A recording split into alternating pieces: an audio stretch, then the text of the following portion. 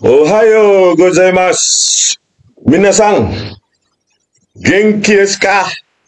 Genki dato omottemasu. Oke pemirsa, kita ketemu lagi di video Balige Academy. Ya, pada beberapa hari ini memang banyak kesibukan sekali ya, jadi kita tidak bisa mengudara.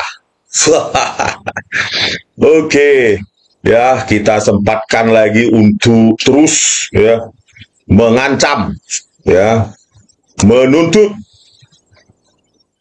Jenderal Listio Sigit Prabowo ini ya, Kapolri yang sedemikian pengecut, sedemikian takutnya orang ini, ya, sedemikian bungkamnya orang ini kalau sudah melibatkan para penipu, jenderal-jenderal penipu, rekayasa di Republik ini, ya, di dalam institusinya, ya, termasuk mantan atasannya, mantan Kapolri Tito Karnavian, bawahannya sekarang sekaligus rekan satu angkatan Akpolnya Krisnamurti, Irjen Sampah, dan ini juga si Heri Heriawan, Herimen, dan Verdi Sambo, ya, jenderal-jenderal sampah masyarakat, jenderal-jenderal berseragam, ya,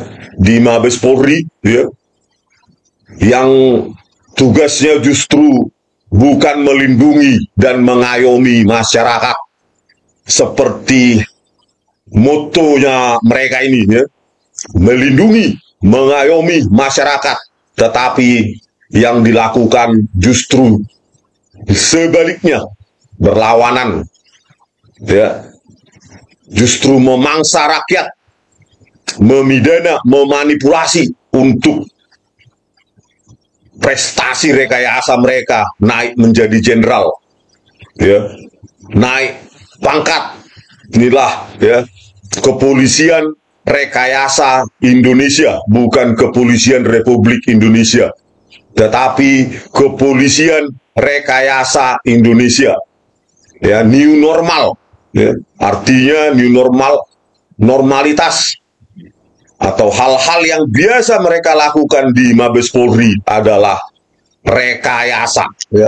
Terbukti, ya, kita laporkan pun 3 kali ke Dumas Presisi, manusia jenderal ini, Kapolri ini malah bungkam, diam, melindungi jajarannya yang sudah merekayasa barang bukti digital, merusak hukum, menginjak-injak hukum, ya, di pengadilan. Kan luar biasa ini para penjahat berseragam ini ya, ya, nanti pensiun masih digaji rakyat sampai mati. Kan luar biasa pengkhianatan mereka ini ya. Mungkin kalau di Jepang ini sudah dihukum pancung ya, atau dihukum penggal itu. Si Kapolri pengecut ini ya tidak mau tahu ya dengan penegakan hukum di Indonesia ya.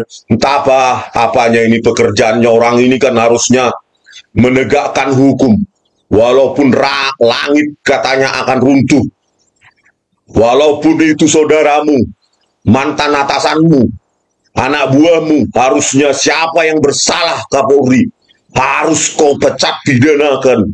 Itulah hukum yang katanya harus ditegakkan walaupun langit runtuh. Ya, tetapi justru kau diam, kau lindungi, ya. Benar-benar kau Kapolri paling buruk, ya, paling hancur sejak Republik ini didirikan ya. Anda dibayar oleh rakyat dengan keringat rakyat setiap hari, di perut Anda itu isinya keringat rakyat. Tidak pernah kau ingat dengan rakyat yang menggaji kau, yang membiayai hidupmu, keluargamu, sampai kau mati nanti pensiun. Rakyat, keringat rakyatlah yang kau makan itu. Bagaimana kau bisa hidup tenang seperti ini?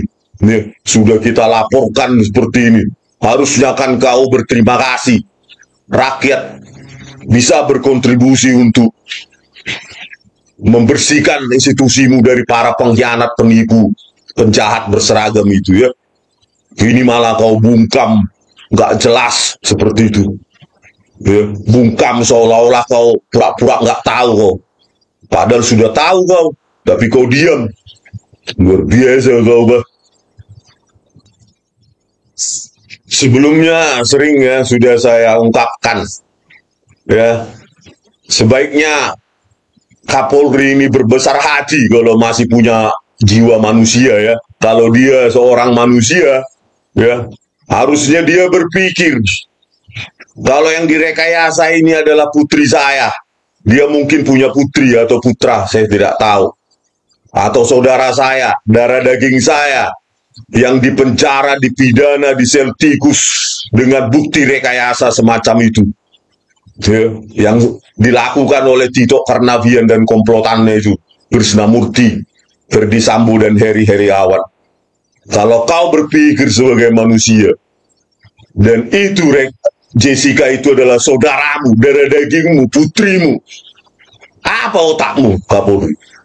Apakah kau bisa diam seperti ini? Tentu kau akan melawan kan? Mumpung kau ada di puncak pimpinan polisi ini, ya. Mumpung dalam 2 bulan ini, harusnya kau bertindak sekarang. Ya. Pikirkan itu kalau kau masih manusia. Bagaimana kalau keluargamu direkayasa? Ya. Dan rekayasa ini akan semakin menggurita, semakin barbar, brutal, dan biadab di Mabes Polri itu. Jika kau biarkan terus, harusnya institusi di tempat kau cari makan, cari hidup, dibesarkan Kapolri, sampai kau menempati jabatan sekarang ini, kau sayangi. Dengan cara apa? Bukan menyembunyikan rekayasa ini, tetapi membongkar. Minta maaf sama rakyat, pecah pidanakan, dan kau sendirilah, institusimu sendirilah yang harusnya mengajukan PK itu, karena kalianlah sumber masalah itu sendiri. Rekayasa barbar, brutal, biadab yang dilakukan Mabes Polri. Pada saat Tito Karnavian Kapolda Metro Jaya 2016 lalu diangkat menjadi Kapolri pada Juni 2016. Ya, dengan tangan kotor si Muhammad Noah Lazar dan Christopher Hariman Rianto, ya, di Mabes Polri itu. Ya, Muhammad Noah Lazar sebagai kepala subdit komputer forensik Mabes Polri merekayasa. Kalian sendirilah sumber masalah di Republik ini. Kalianlah sumber masalah.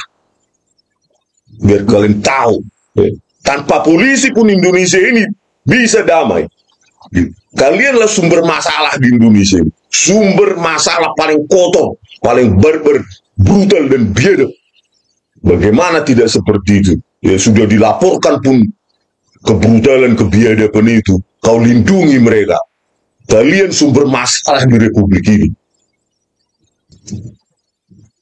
Kalau masih ada secerca kemanusiaanmu, Kapolri, secerca tupoksimu sebagai Kapolri untuk menjunjung hak-hak asasi manusia dan penegakan hukum, harusnya kau berani kau bersuara sekarang, berani kau bertindak kau. Jangan pengecut seperti ini. Ya, kami menyesal bayar pajak untuk kau, ya, untuk hidup keluargamu, untuk hidupmu, makanmu setiap hari, rumah dinasmu, beras, segala macam fasilitas yang kau nikmati itu semua dari keringat rakyat. Kok bungkam kau, Kapolri pengecut.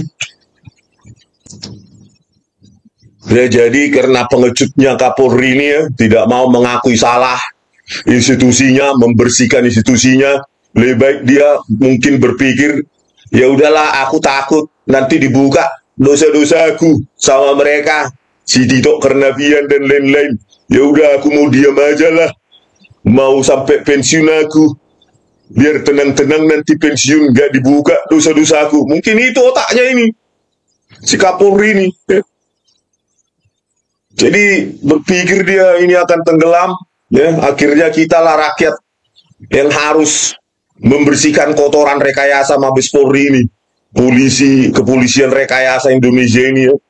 Kita sebagai rakyat yang harus repot-repot mengepel, membersihkan kotoran mereka ini, ya kotoran para jenderal sampah ini ya. Ya satu-satunya harapan ya mengajukan PK lah ya dari pihak Jessica Wongso lewat pengacaranya ya.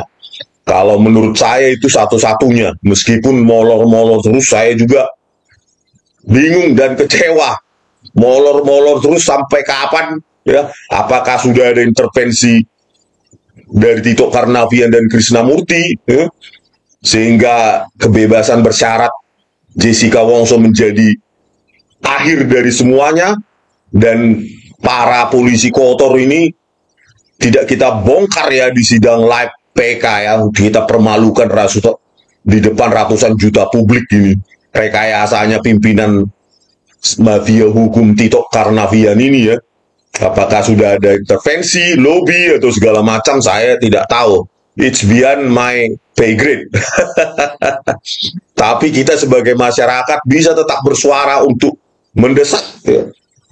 Harus diajukan PK ini ya, biar dipertontonkan ke depan ratusan juta publik betapa kotornya, barbar, brutal, biadabnya Mabes Polri, kepolisian rekayasa Indonesia ya. Semakin barbar, brutal, dan biadab karena Kapolrinya pun pengecut, Kapolrinya pun tidak berani ya.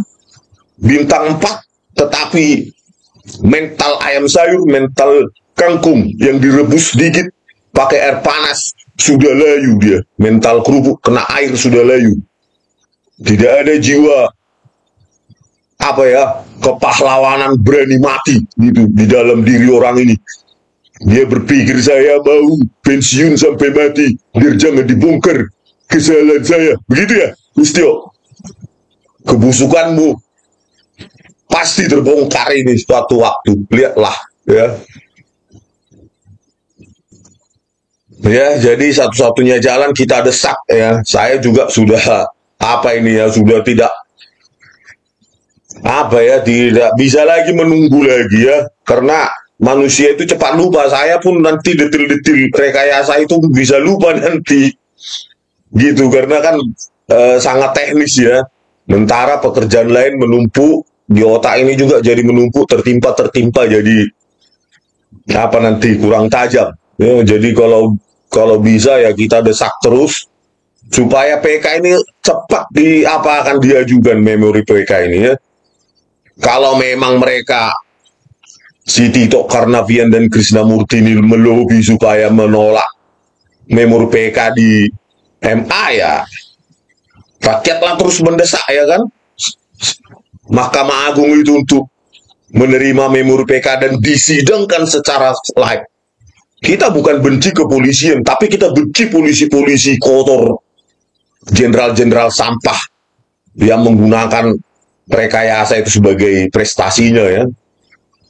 Benci, justru polisi-polisi yang masih bersih dan berintegritas harusnya berterima kasih sama kita ya, untuk menyingkirkan orang-orang kotor ini dari institusinya yang Kapolrinya pun tidak mampu melakukannya ya. Mereka mungkin pasti menginginkan itu polisi-polisi yang masih hidup dari gajinya ya, berkontribusi pada negara. Mereka pasti ingin ini Kapolri ini mengusut, membuang, menangkap, memidanakan manusia-manusia sampah di institusinya. Terutama inilah yang masih apa ini aktif, Krishnamurti, Heri Heriawan, Muhammad Anwar Azhar dan lainnya ya. Mereka pasti bersyukur gitu loh. Supaya apa? Kepolisian Indonesia tidak lagi menjadi kepolisian rekayasa Indonesia. Kembali untuk mengayomi dan melindungi rakyat, bukan memperkaya diri. Naik jabatan dengan rekayasa. Hei, Listio Sigit Prabowo, kau masih punya nama nggak kau sebagai Kapolri kau? Atau cuma duduk aja kau di sana tapi tidak ada wibawamu di depan rakyat? Tidak ada wibawamu sedikit pun dengan bintang 4 itu. Ya. Wibawa apa itu? Wibawa omong kosong itu. Sekali lagi saya ingatkan statementmu. Kalau ekornya busuk tidak dipotong, kepalanya saya potong. Kau kepalanya kita potong sekarang. Gak mampu kau Ya. Ini anak-anak buahmu ini kotor semua, merekayasa semua. Nggak sanggup kau potong. Kau kepalanya harus dipotong kepalamu oleh rakyat. Ini harus dipecat, pidanakan itu. Karena apa ya? Sudah kita laporkan dan tidak melakukan, sebenarnya ini sudah obstruction of justice ini. Ya. Kalau kita negara hukum, negara demokrasi, ya, penyelesaian perbuatan rekayasa ini tidak boleh dengan cara diam-diam, dengan lobby-lobby di jalur belakang. Ya. Kalau kita negara demokrasi, bukan negara komunis, ya, itu gaya komunis itu menyelesaikan persoalan pidana rekayasa oleh pejabat-pejabat kepolisian, dia itu dengan cara diam-diam, lobby-lobby di belakang. Ya. Kalau kita demokrasi, negara hukum, ya harus dipidanakan dengan hukum secara terbuka. Kita negara komunis atau negara demokrasi? Pak Listio Sigit Prabowo. Ya. Institusi Anda adalah hadiah langsung dari reformasi mahasiswa 98. Keluar institusimu dari kungkungan TNI. Sekarang justru kalian mengkhianati rakyat. Ya, hadiah dari rakyat. Ya. Keluar dari kungkungan TNI, malah kalian sekarang mengkhianati rakyat, bukan mengayomi, melindungi. Ya. Moto omong kosong. Jenderal Prekayasa penipu aja kau lindungi. Ya, sudah jelas-jelas terpampang gitu. Sudah saya sebutkan di podcast itu. Sayang sekali televisi tidak berani, ya. Karena akan saya sebutkan juga Tito Karnavian dan Krishnamurti di televisi itu. Gak mau tahu saya. Tapi mereka takut. Ya udahlah.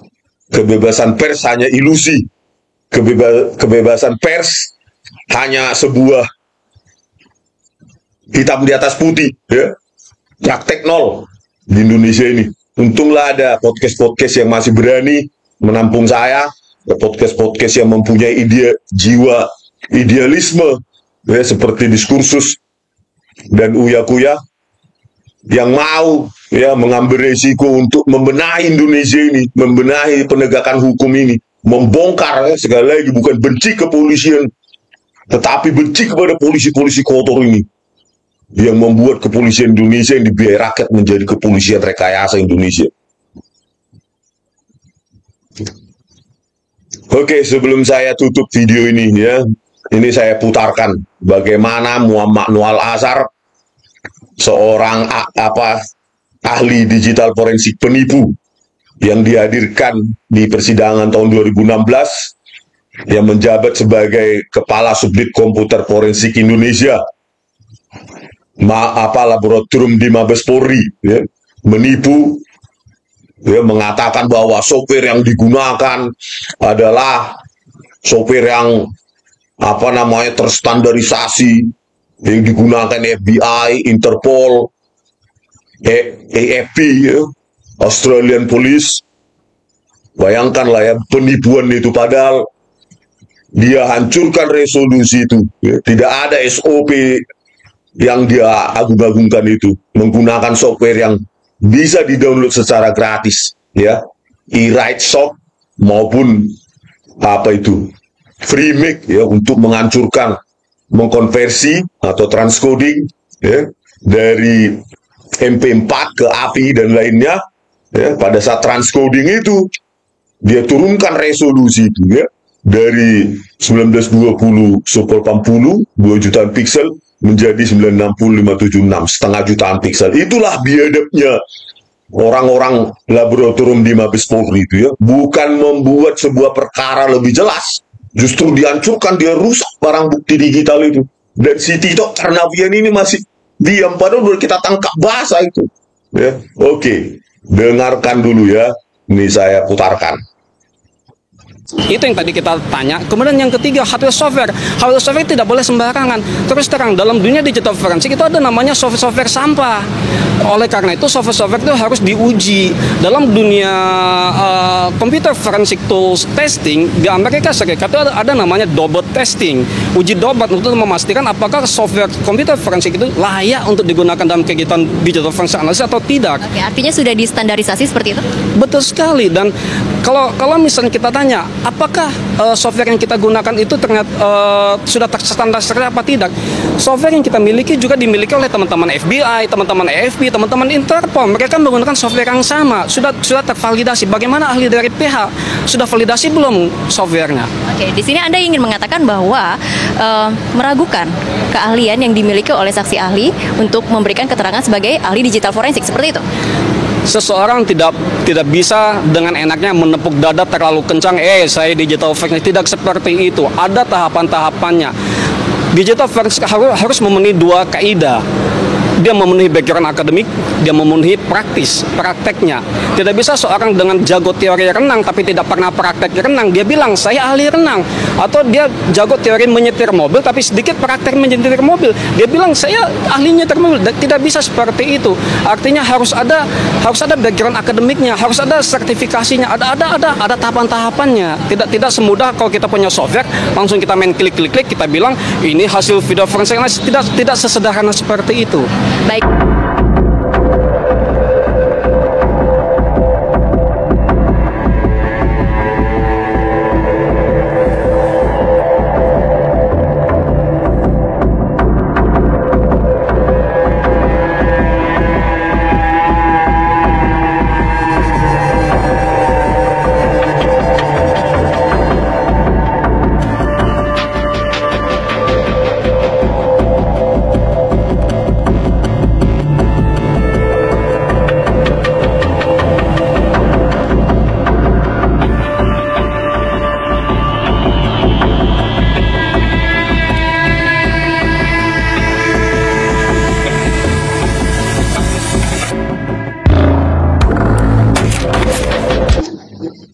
Nah itulah setelah kita tonton lagi ya bagaimana penipuan ya si Kombes Pol Muhammad Nual Asar itu ya, sekarang naik jabatan ditaruh orang ini si penipu rekayasa itu malah naik jabatan dari kepala subdit komputer forensik menjadi sekretaris laboratorium forensik Ses Puslapor Mabes Polri ya.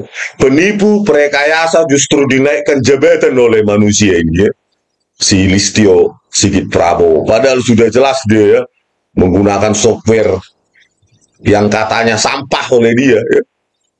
Ini Freemake untuk mentranscoding, menurunkan resolusi. Inilah Freemake dia pakai ya, untuk menghancurkan resolusi sembari mengganti ya harusnya standarnya MP4 dari dari DVR-nya digital video recordernya dibuat menjadi API dan lainnya ya, menggunakan software sampah menurut dia ya. Software free. Ini dia ya, mau jadi MP4 mau menjadi API dan lainnya, inilah pakai ini dia. Dan selain Freemake dia pakai juga untuk transcoding menghancurkan resolusi, ini pakai eWriteSoft ya. Ini dia yang kita temukan di BAP-nya ya. Inilah dia ya, eWriteSoft untuk melakukan transcoding menghancurkan resolusi. Ya, seperti saya sudah jelaskan ya, eWriteSoft ini dia pakai untuk menurunkan resolusi dari 2 jutaan piksel menjadi 0,5 jutaan piksel, dan kita temukan di kamera 7, 17, 17, 18, 39 ini apanya ya, metadatanya ya.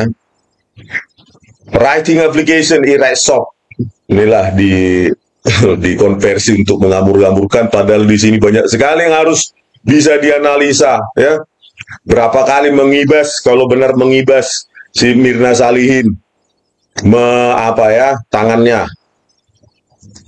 ya, Mirna Salihin berapa kali mengibas, berapa banyak siapa itu Hani Jutabun ya, meminumnya, terus volume kopi, sisa kopi, warna kopi ya, banyak bisa dianalisa di sini pergerakan tangan Mirna Salihin mengambil sedotan, apakah dari atas meja atau tidak, ini justru dihancurkan oleh Muhammad Noel Azhar menggunakan Eratsoft ini ya, software gratisan yang dia bilang tadi sampah. Ya. Inilah dia. Begitu juga dengan video CCTV 1 ya, di sini bisa dianalisa perlintasan kopi, warna kopi ya, yang diantarkan oleh Agus Triono ini malah dihancurkan dia juga di kamera 1. Di kamera 9 ya, ini juga ya Eratsoft nih ya, dihancurkan resolusi, padahal di sini 1624 atau 1622 itu Jessica dituduh menggaruk-garuk ya, sampai apa itu ya, berulang-ulang terus frame menggaruk-garuk dibuat Muhammad Noel Azhar penipu itu ya. Kamera 3 juga nih, di sini di depan kasir ya, di depan bar koktail itu ya, di sini Jessica dituduh juga ya mengantisipasi apa namanya kamera ya, menoleh-noleh gitu kan.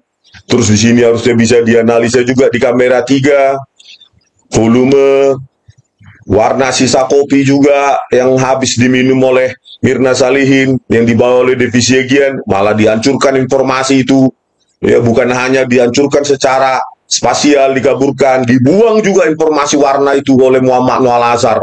Padahal di sini color spesial YUV atau 3 ya, uang warna 3. Artinya berwarna, tapi dibuat juga gabungan oleh Muhammad Noel Azhar, dibuang informasi warna oleh si penipu itu ya, dari Mabes Polri itu. Nah inilah dia ya.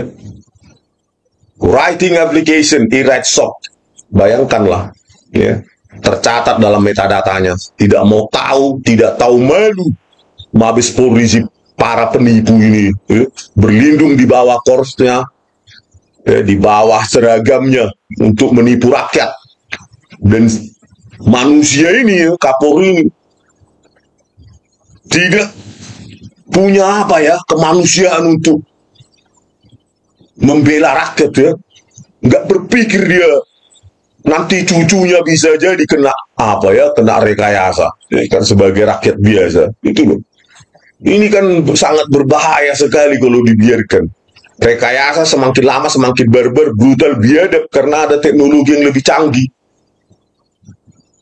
Mumpung kita tangkap basah, harusnya si jenderal sampah ini ya, Tito siapa ini, Listio ini, pengecut ini ya, Kapolri terburuk sepanjang masa.